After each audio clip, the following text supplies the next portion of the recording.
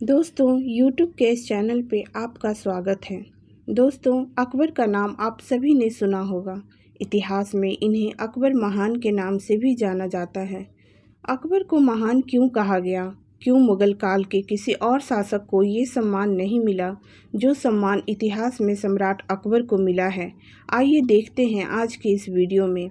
अकबर का जन्म 15 अक्टूबर 1542 ईस्वी को हुआ था।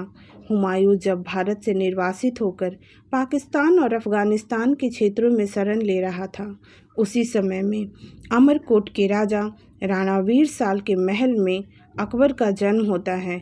इनकी मां का नाम हमीदा बानो बेगम था।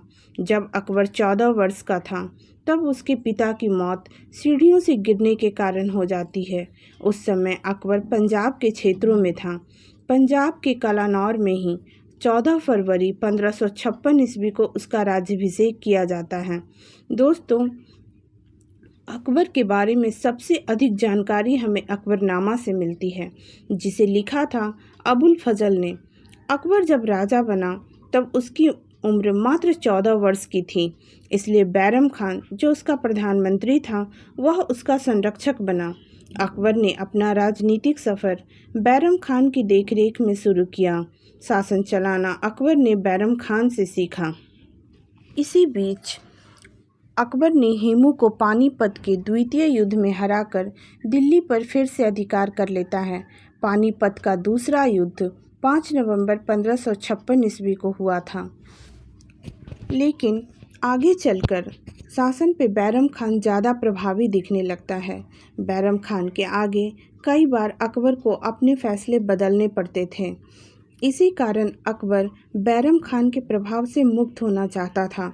इसलिए अकबर ने बैरम खान को हमेशा के लिए मक्का चले जाने की सलाह दी।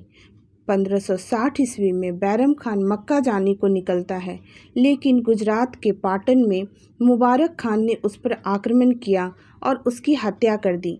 अकबर को जब इसकी जानकारी मिली तो उसने उसकी पत्नी सलीमा बेगम से शादी कर ली और उसके पुत्र को अपनी देखरेख में रखा।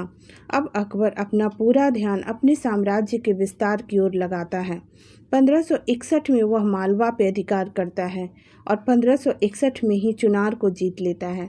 इसके बाद गोंडवाना, जहां वीर नारायण जो मात्र 3 वर्ष का था वो शासन कर रहा था अपनी मां दुर्गावती के संरक्षण में। अकबर उस पर आक्रमण करता है और इस युद्ध में रानी दुर्गावती वीरता से लड़ती हुई शहीद हो जाती है और अकबर की जीत होती है।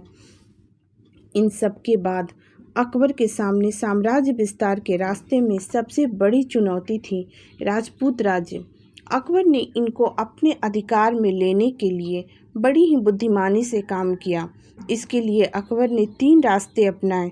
इनमें से पहला था कि राजपूत राज्य स्वेच्छा से अकबर की अधीनता स्वीकार कर लें और उसके अधीन रहकर अपने राज्य में बने रहें। दूसरा ये था कि अकबर विवाह संबंधों से उन पे अपनी पकड़ बनाए। और तीसरा था युद्ध, जो राज्य न तो अकबर की अधीनता स्वीकार करे और ना ही विवाह संबंध बनाए, तो ऐसे में अकबर युद्ध से उस राज्य को अपने अधिकार में लेता था। दोस्तों, अब बात ये है कि इतिहास में कई राजाओं ने ऐसा किया, लेकिन अकबर को ही महान क्यों कहा गया? ऐसा इसलिए हुआ क्योंकि अकबर एक बुद्धिमान शासक था। वह जानता था कि यह हिंदू प्रधान देश है। यहाँ अगर एक सफल शासक बनना है तो कट्टरता की नीति नहीं बल्कि उदारता की नीति पर चलना होगा। इसलिए उसने हिंदू विरोधी नीतियों को नहीं अपनाया। हिंदू और मुगलों के बीच धर्म एक बहुत बड़ी बात थी। अकबर एक शासक था, उसने कभी भी हिंदुओं पर इस्लाम धर्म मानने का दबाव नहीं डाला।